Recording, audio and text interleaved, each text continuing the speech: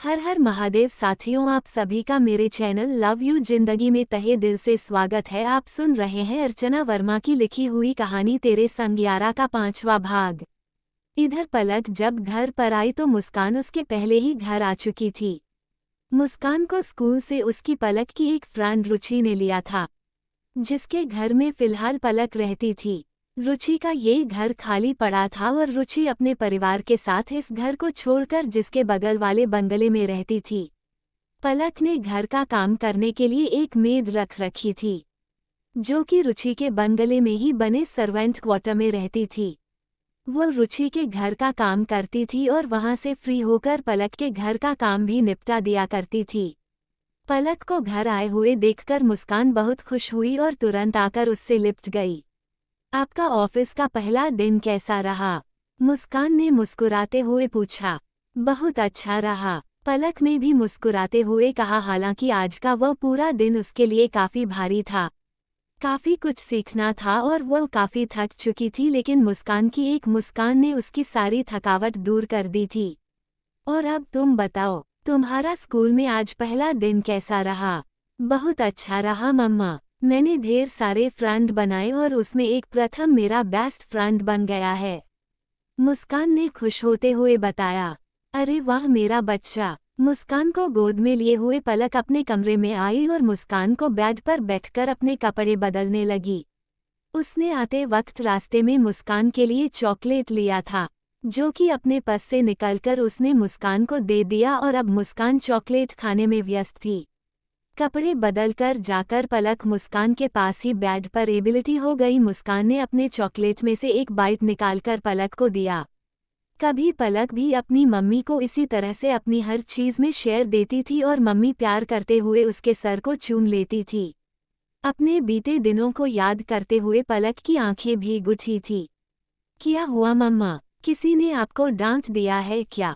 क्यों रो रही हो? मुस्कान ने पलक की आंखों को अपने छोटे छोटे हाथों से पोंछते हुए पूछा। कुछ नहीं बेटा, पलक ने मुस्कान को अपनी गोद में बिठा लिया और प्यार से उसके बालों पर अपना हाथ फेरने लगी। तो फिर सेड सेड क्यों हो गई? अगर तुम्हें चॉकलेट पसंद नहीं आई तो कोई बात नहीं, हम बाहर चलते हैं, मुस्कान ने कहा। नहीं बेटा, मेरा मन नहीं हो रहा, पलक ने धीरे से टालते हुए कहा। घर परिवार की जब भी याद आती थी तो पलक इसी तरह उदासी में गिर जाती थी। चलो ना मम्मा, आज मेरा फर्स्ट फ्रेंड बना है, इसको सेलिब्रेट करते हैं, मुस्कान ने पलक का हाथ पकड़कर उसे उठाते हुए कहा। वो मेरा बेटा सेलिब्रेशन मांग रहा है, पलक ने प्यार से मुस्कान के गाल को छूते हुए कहा। कुछ देर बाद ही पलक मुस्कान को लेकर पास के ही पार्क में चली गई। पार्क में मुस्कान के हम उम्र बच्चे मिल गए तो मुस्कान खेलने में बिजी हो गई और पलक एक बेंच पर जाकर बैठ गई। उसकी एक नज़र मुस्कान के ऊपर बनी हुई थी। झूले पर झूलती हुई मुस्कान के चेहरे पर सच्चे मोतियों की मुस्कुराहट फैली हुई थी, जिसको देखकर पलक के होठों पर भी एक अनायास ही मुस्कान फैल गई थी। तभी एक जानी पहचानी आवाज़ पलक के कानों में पड़ी। क्या हुआ, अकेले आई हो? आवाज़ सुनते ही पलक ने तुरंत अपने बगल में देखा तो वहां एक करीब 45 साल की औरत बैठी हुई थी, जिसको देखकर पलक बिल्कुल हैरान रह गई। मम्मी आप यहाँ पर? What's a pleasant surprise. पलक के होठों पर हैरानी के साथ साथ एक खुशी भी थी, लेकिन श्रीमती सुप्रिया राजपूत का चेहरा बिल्कुल ब्लैंक था। हाँ, तुम्हारे लिए प्लेजेंट सरप्राइज हो सकता है, लेकिन हमारे लिए नहीं है।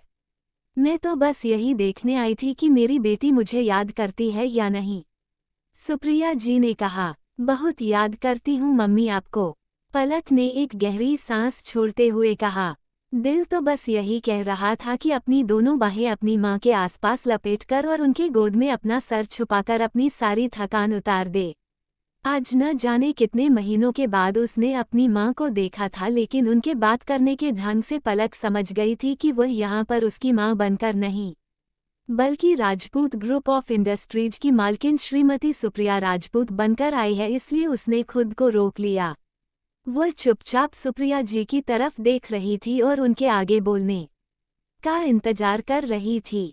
सुप्रिया जी तो जैसे दूसरे मूड में ही आई थी। लगता तो नहीं है कि तुम हमें भूले भटके भी याद करती होगी, मुझे तो लगता है कि हमें उदासियों में धकेलकर तुमने अपने खुश रहने के लिए अच्छा साधन ढूंढ लिया है। सुप्रिया जी की नज़र मुस्कान की तरफ जमी हुई थी। अचानक से खेलते खेलते मुस्कान की नज़र भी सुप्रिया जी पर पड़ गई। वह तुरंत झूले से उतरकर उछलती कूदती हुई सुप्रिया जी तक आई और उसने सुप्रिया जी के हाथों को पकड़ लिया। नानी माँ पुकारते हुए मुस्कान की आवाज में जितनी ही खुशी थी उतना ही गुस्सा सुप्रिया जी को मुस्कान के मुंह से नानी शब्द सुनकर आया था। दूर हटो मुझसे, मैं तुम्हारी नानी नहीं हूँ। सुप्रिया जी ने मुस्कान को लगभग धकेलते हुए कहा। मम्मी, पलक में झटके से आगे बढ़कर मुस्कान को गिरने से बचाया और उसका हाथ पकड़कर वहीं पर खड़ी हो गई। तुमको कहीं चोट तो नहीं लगी बेटा? पलक ने मुस्कान से पूछा। मुस्कान ने इनकार में सर हिलाया। वह मासूम अपनी बड़ी बड़ी आंखों झपकाते हुए सुप्रिया जी की तरफ देख रही थी। उसे तो समझ में भी नहीं आता था कि आखिर नानी माँ उस पर इतना गुस्सा क्यों करती हैं। लेकिन सुप्रिया जी का गुस्सा इतने पर ही नहीं थामा। क्यों नहीं छोड़ देती इस लड़की का हाथ? क्यों अपने साथ साथ हम सबकी इज्जत लेने पर तुली हुई है? सुप्रिया जी ने जबरदस्ती पलक के हाथ से मुस्कान के हाथ को अलग करते हुए कहा। उनकी हरकत पर तो पलक बिल्कुल दंग रह गई थी और मुस्कान तो रोने रोने की हालत में पहुंच गई थी। आखिर क्या कारण था जो मुस्कान की नानी उसे पसंद नहीं करती थी? पलक ने क्यों घर छोड़ दिया? जानने के लिए बने रहे अगले भाग तक। तब तक के लिए हंसते रहिए, मुस्कुराते रहिए। यही YouTube पर मिलते रहिए और चैनल को लाइक सब्सक्राइब करना मत भूलिएगा। वीडियो पसंद आती है तो इसे अपने दोस्तों के साथ भी शेयर कीजिए। मिलते हैं अगले भाग के साथ। हर हर महादेव।